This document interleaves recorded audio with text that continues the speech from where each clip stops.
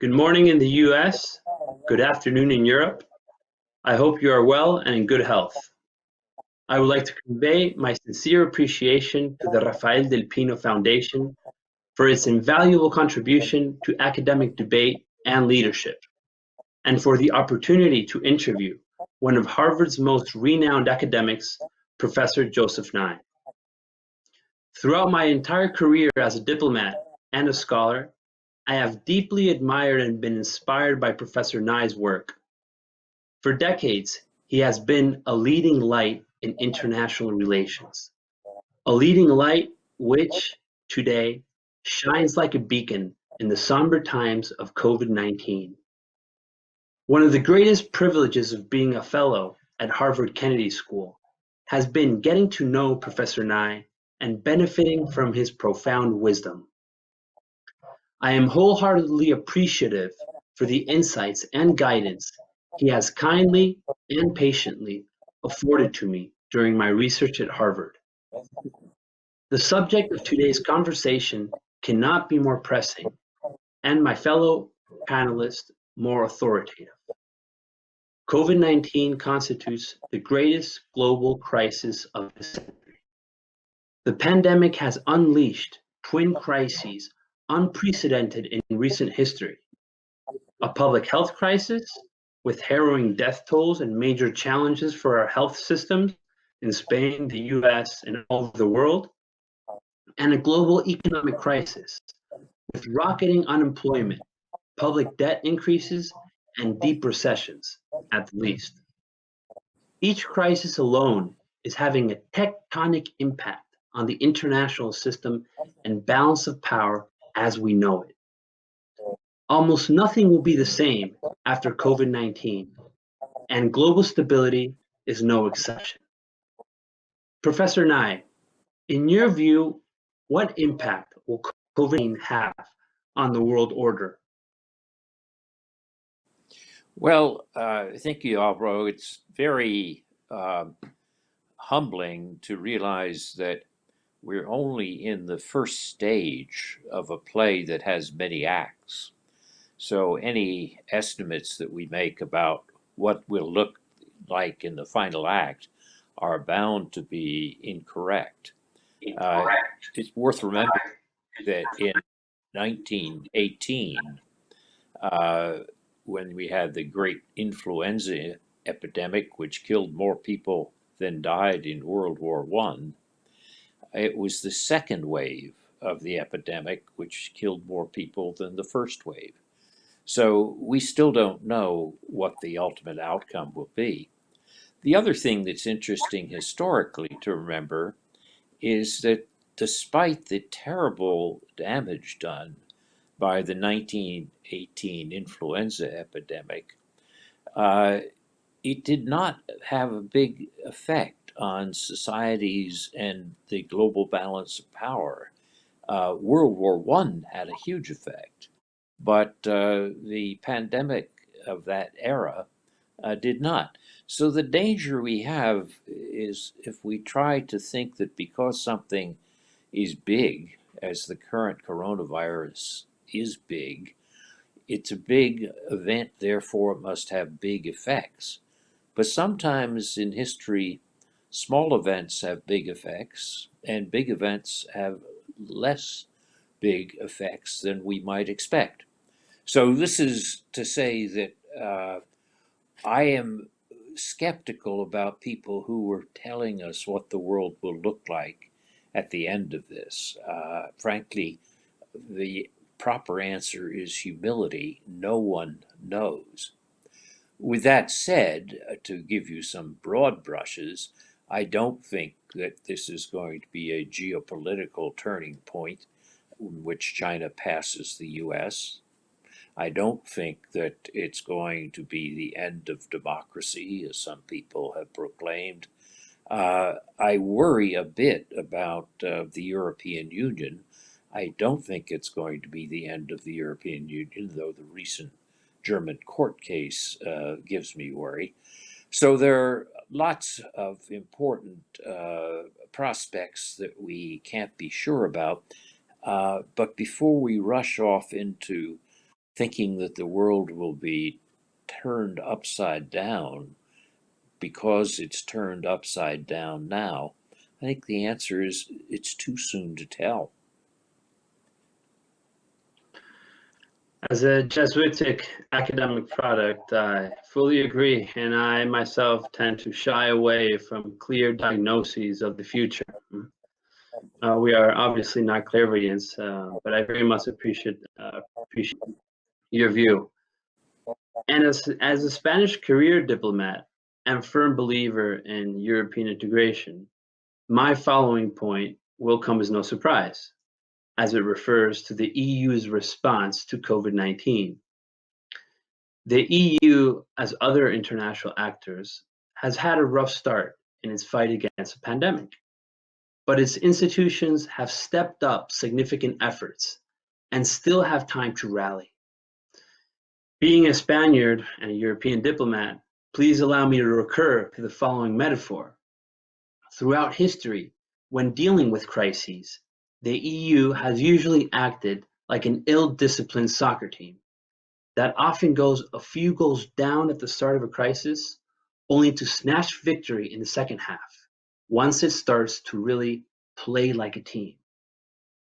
Of course, there are significant inbuilt limitations which restrict the capacity for a common response. The EU has limited legal powers in public health and can only supplement the actions of member states. These limited powers have impeded comprehensive and swift responses to an implacable challenge that offers no grace period nor clemency for belated decision-making.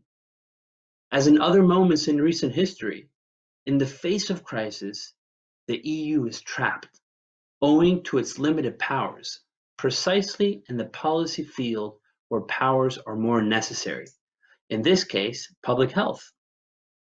Furthermore, these limited powers are frequently bogged down by divisions and skirmishes among member states in the framework of a complex and decision-making process which may be deemed dysfunctional as it hinges on the constant need for consensus. It was Dr. Henry Kissinger who bemoaned that decision-making can grow so complex that the process of producing a bureaucratic consensus may well overshadow the purpose of the effort. Scholarship has designated this the consensus trap, in which the EU constantly finds itself. I've witnessed firsthand this phenomenon for many years from the backstage of the European Council when I was posted in the Prime Minister's office. Senior EU officials have glaringly admitted that the EU has remained politically national, although there has been an important conferral of powers in the economic. By and large, the EU has not been able to overcome its original founding alliance, the European Economic Community. In spite of the unprecedented level of integration achieved in important policy fields such as trade or competition, many other policy fields are, on the whole, still in the hands of member states. Public health and foreign policy are but two examples. Professor Nye, in the face of crisis, and in an era of great power competition, must the EU step up its common efforts and competences to perform more effectively as an international actor? Well, Alvaro, I tend to agree with your diagnosis of the situation of the EU, both in its causes of some of its limitations, but also in its prospects. I like this image of the team that comes back with a good second half. Uh, After all, we've seen, as you said, many situations in the past where the EU seemed to be failing, but there is still a very strong commitment to the overall project of the EU. And I think that leads me to think there will be a strong second half. But I think to get to that strong second half, you're going to have to take some steps which have been suggested, but which are difficult.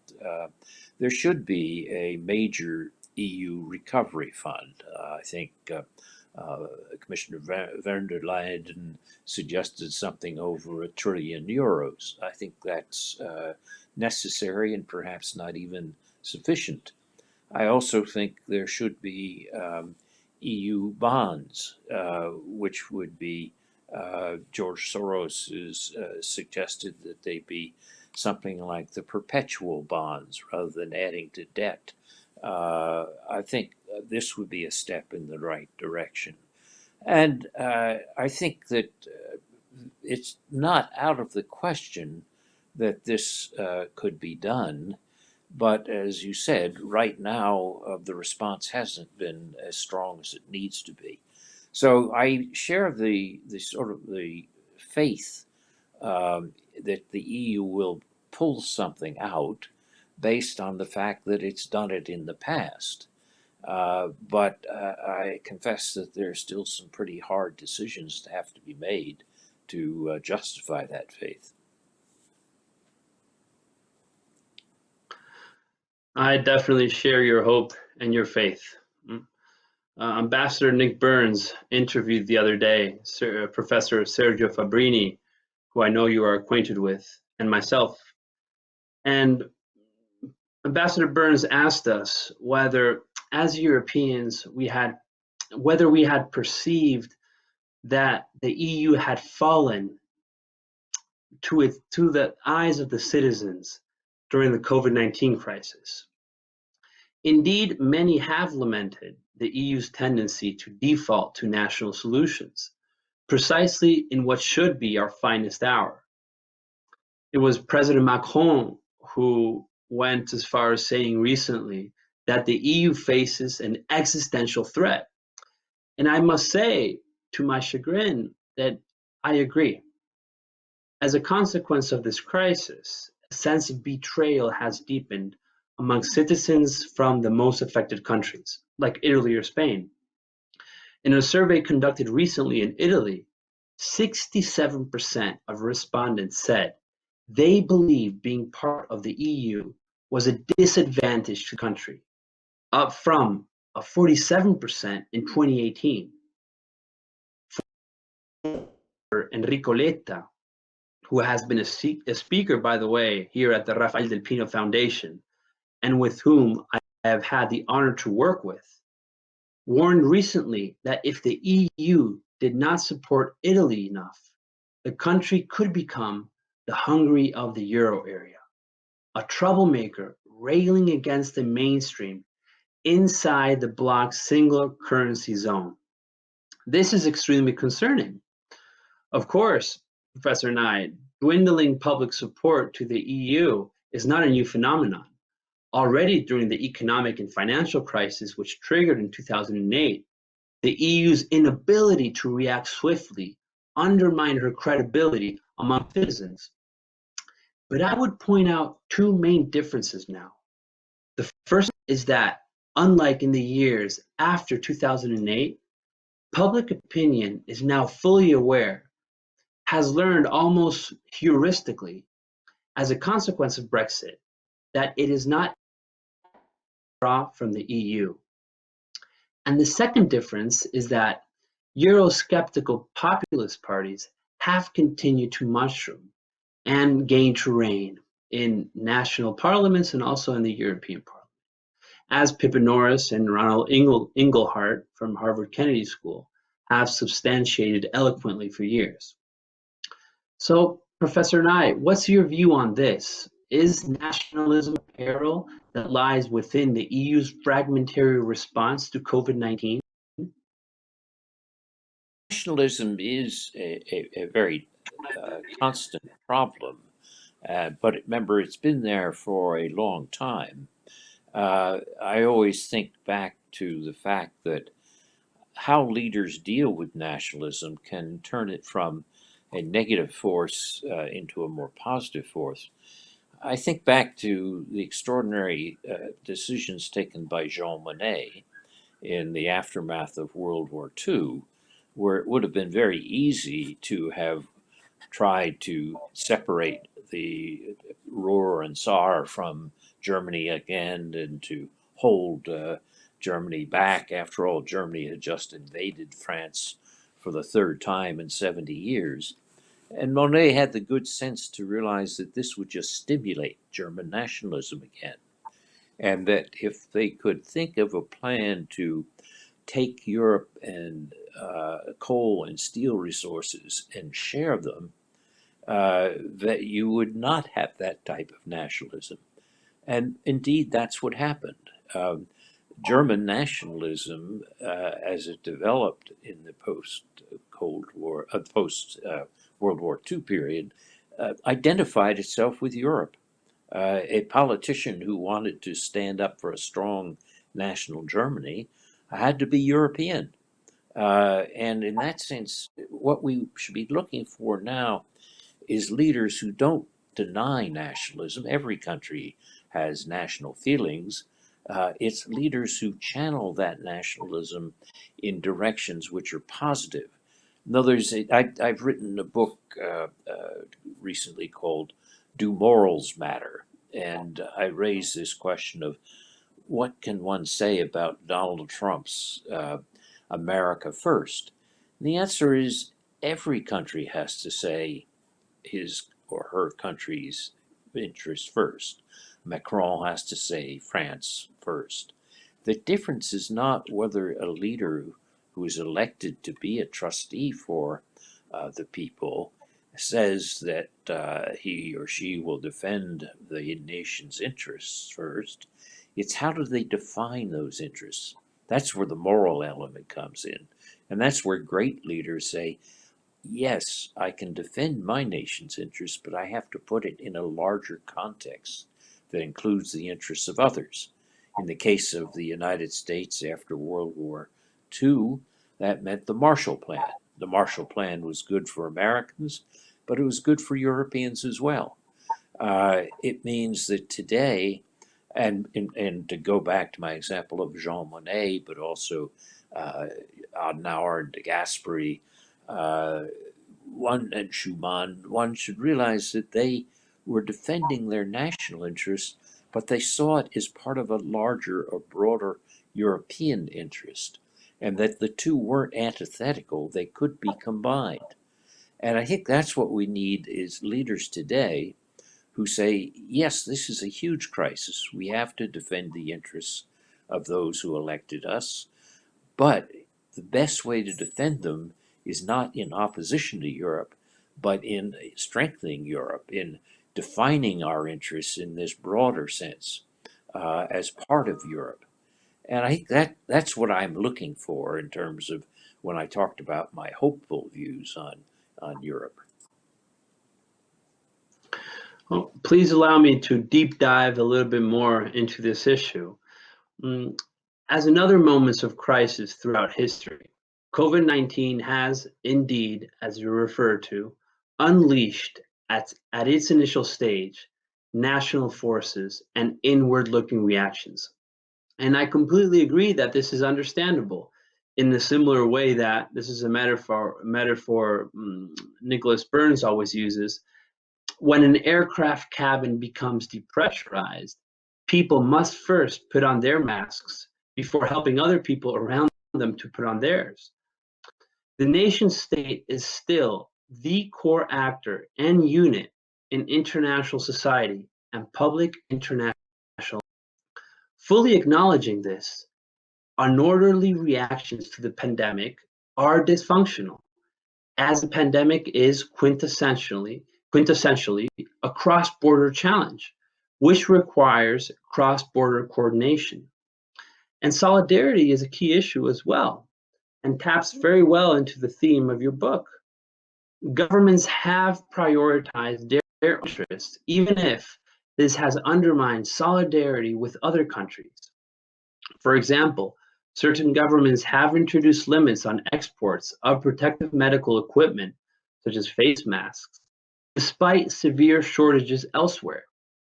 This recalls similar self-interest dynamics evident during the H1N1 influenza pandemic in 2009, when several member states stockpiled vaccines and antivirals, declining to share them with other countries.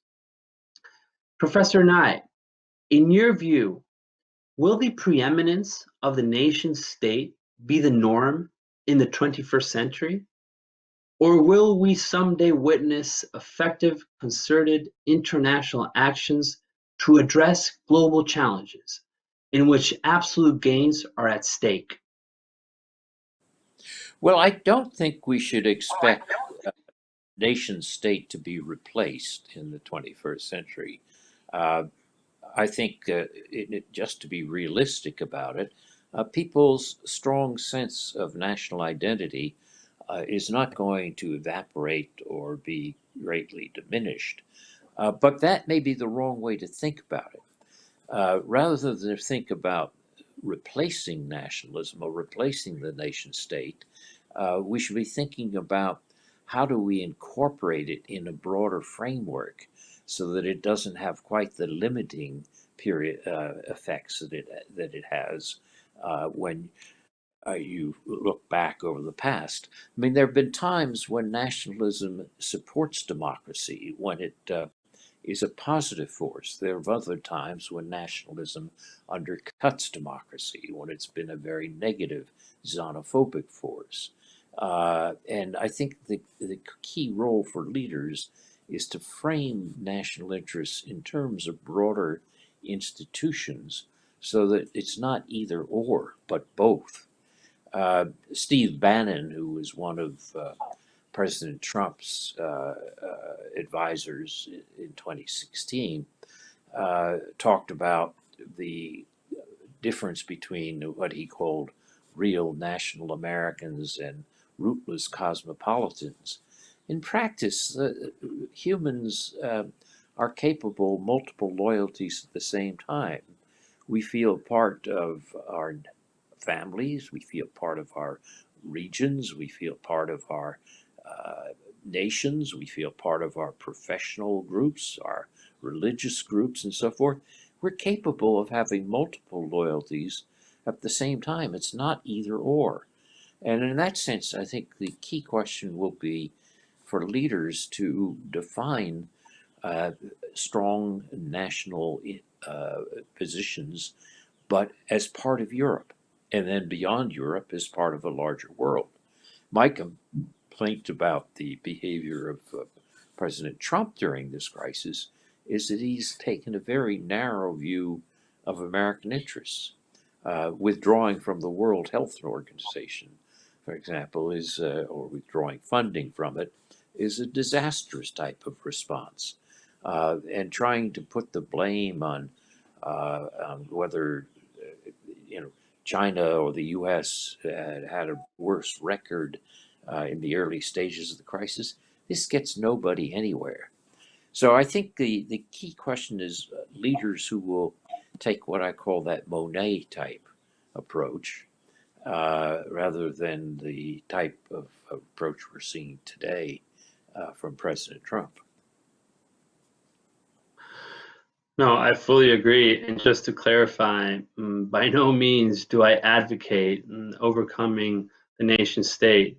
Um, my hope is that the nation state and realpolitik and raison d'etat and national interest may cease to be an obstacle for effective concerted international action when absolute gains are at stake. And this leads me to the compelling question which lies in the title of your book, Do Morals Matter? Presidents and Foreign Policy from FDR to Trump. By the way, the last time we met at your office at the Belfer Center, as you may recall, I forgot to bring the book along so you could sign it. And then COVID-19 struck and the campus closed, and we haven't been able to meet in person since. So I will take advantage of today's opportunity to pose a question I've been meaning to ask you ever since. What lessons can be drawn from COVID-19 crisis in terms of the importance of morals in foreign policy? Well, I think what we're seeing is that in the COVID-19 crisis is that in the presence of great fear, people turn inward. That's natural, but they don't have to stay turned inward. Um, Imagine I've written a column for Project Syndicate on this, which I call an abysmal failure of leadership. Imagine that President Trump, instead of first denying uh, the reality of the crisis and then trying to shift the blame onto the Chinese, and President Xi Jinping, who did the same thing, first denied the reality and then tried to shift the blame again. Suppose these two leaders had approached Europe and Japan and Australia and others and said, let's jointly promote a COVID fund under the United Nations, a massive fund that will be available to all poor countries. And then you say, well, yes, but why would somebody, a national of one of these countries, of one of the leading countries, agree to that? And the answer would be because it's both in our interest and humanitarian at the same time. If the COVID virus uh, is not properly dealt with in the poor southern half of the globe, and that becomes a reservoir, and that reservoir spills northward on a seasonal basis year after year, that's not in our interests. It is not in their interests. If the leadership had said, instead of trying to assign blame, suppose we jointly have an emergency meeting of the Security Council or of the Group of 20 and pledge major funds for poor countries to deal with COVID, we all would be a lot better off. That's a case where you define the national interest with a moral content to it. Doesn't mean you're saying it's not in our interest. It is. That's how you have to sell it to your own people. But you sell your own people on the idea that it's a broader version of your national interest. I was interested that Henry Kissinger had a piece in the Wall Street Journal Mhm. a few Mhm. weeks ago arguing that we needed something like a Marshall Plan. And I think that's an illustration of how, had these leaders risen to the occasion, you could have made a major change in international politics. Uh, I'm afraid we missed that opportunity, but if there are more waves of the virus, perhaps it will come back. Well, let's hope that leaders around the globe heed these words. Hmm? Another fundamental issue I would like to ask you about is transatlantic dialogue. As you know, this has been the overriding theme in my research activities at Harvard. We haven't had a US EU summit since 2014. During the COVID-19 crisis, US travel bans vis-a-vis Europe were adopted without prior consultation with the EU, and Brussels, understandably, wasn't entertained. Paraphrasing Simon and Garfunkel's famous 1970 hit, do we have over the Atlantic a bridge over troubled water or just troubled water? How can we overcome, Professor Nye, the current impasse in EU-US relations?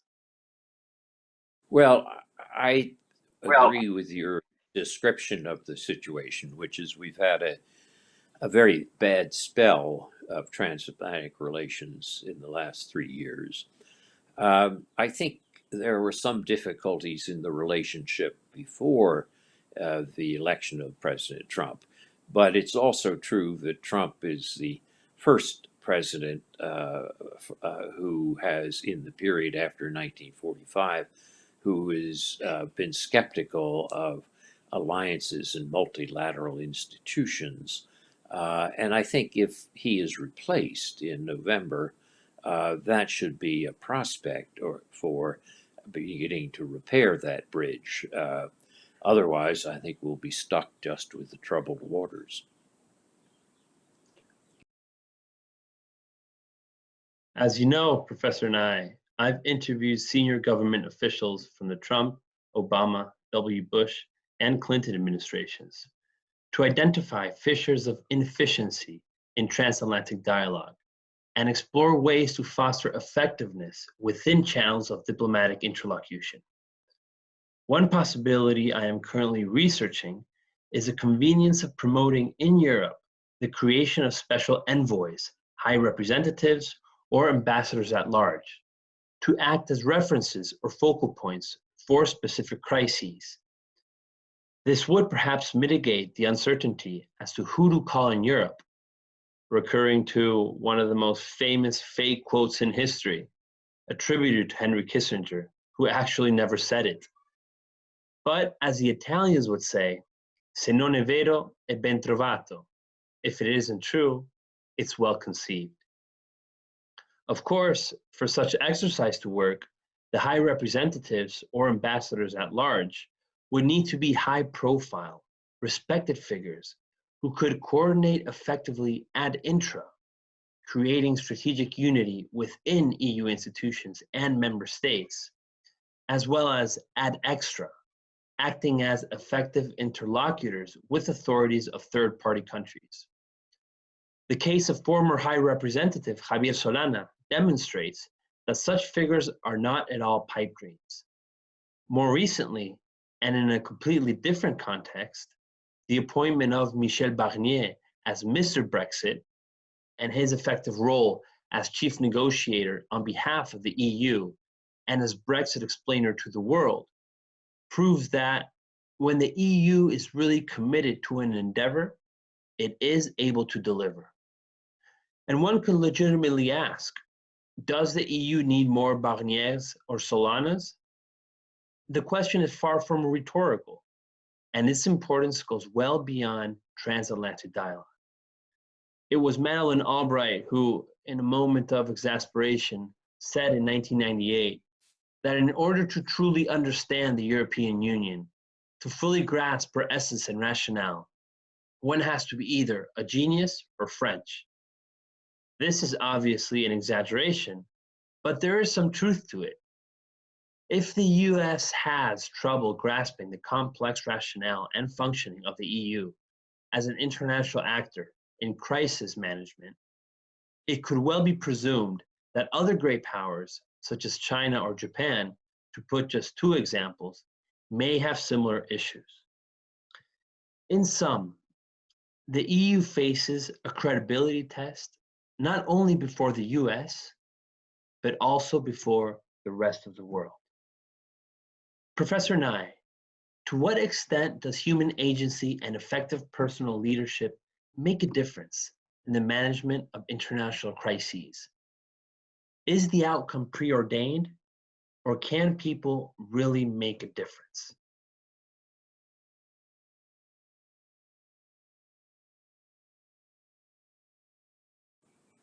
Well, I think you're again on the right track. I liked your idea of having high level personal relations, uh, envoys perhaps who are not attached to a particular bureaucracy. I mean, you have with the European Diplomatic Service some very able people, but it's a little different when you're going into another government, bureaucracy to bureaucracy, as opposed to going in at a high level where you know the person that you're talking to has the ear of the prime minister or the chancellor, and can really convey messages in a way that are not necessarily worked up through the bureaucracy.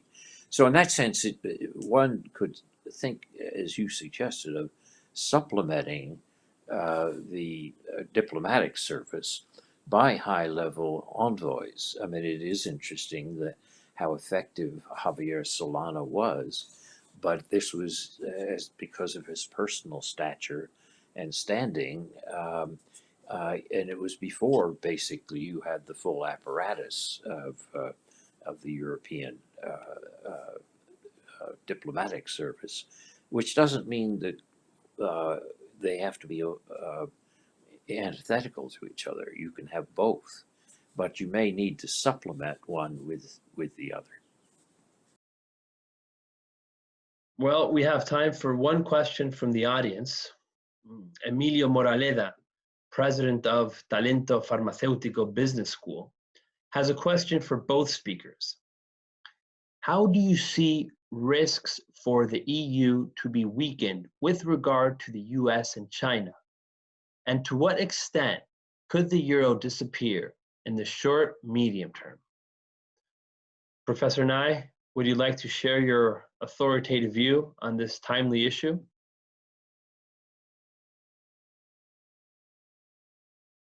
Well, I think that if you look at the world in a very broad sense, China is a rising power. It's the world's second largest economy, although the national economy, that I should point out that when Europe acts as an entity, Europe is still the size of the US in terms of economic strength. But the most important thing to my mind is that no two parts of the globe share more basic values than the United States and Europe. And China should deserve credit for what it's done, raising hundreds of millions of people out of poverty, but it still has a very authoritarian approach to the use of technology, to the control of people. And the US and Europe have a different approach. We differ with each other from time to time, but basic values, the US and Europe really have a lot to be said in common. And in that sense, I would think that the danger would be China splitting or trying to split Europe from the U.S. Based on economic incentives. I think the Europeans see this and realize that there are larger values at stake, and that's why maintaining a U.S. European alliance is so important. I don't see China surpassing the U.S., but I think if the U.S. and Europe hold together, even more important, I don't see authoritarianism surpassing democracy. And so I think the answer to this is for the Europeans to work closely together, closely with the US. To go back to what we said earlier, I worry more about fragmentation or divisions inside Europe. And I mentioned earlier this danger of the German case differing from the European Court of Justice. This sort of thing worries me more, frankly, than the rise of Chinese power, because I think that if the Europeans hold together and the U.S. and the Europeans hold together, then I think I remain optimistic about the future.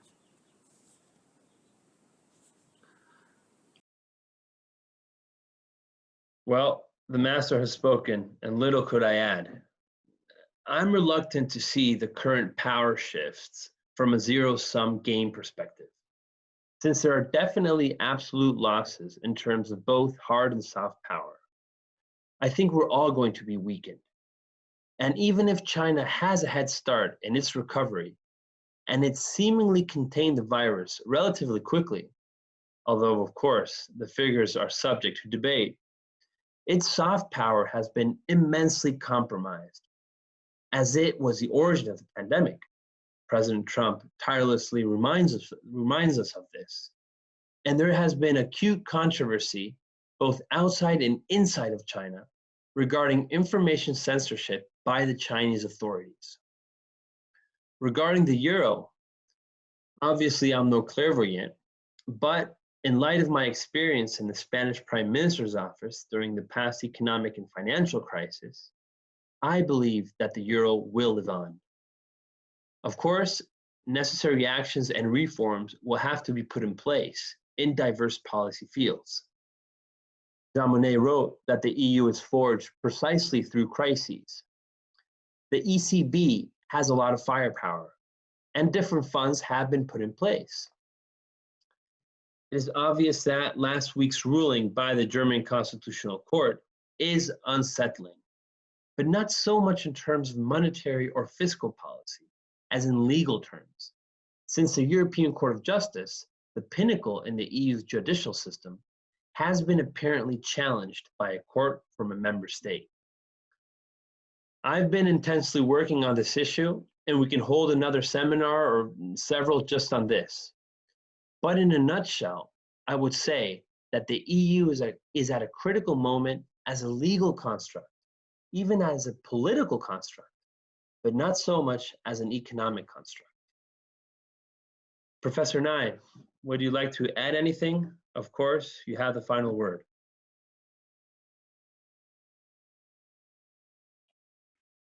I will go back to what we started with, which is at this stage, there's so much we don't know about the virus or about the depth of length of the economic disruption that we should uh, be cautious in any of our projections and remember that phrase of humility. But underneath it all, I still have a faith that Europe will hold together and that the Atlantic will hold together. So, though we have to be humble, we don't know what will happen. I think we have a lot of history as well as important values that can point in the direction of optimism.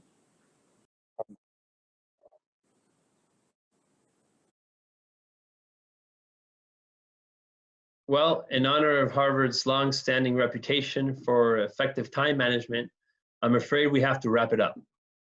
Thank you very much once again to the Rafael del Pino Foundation, today embodied in Vicente, for this opportunity.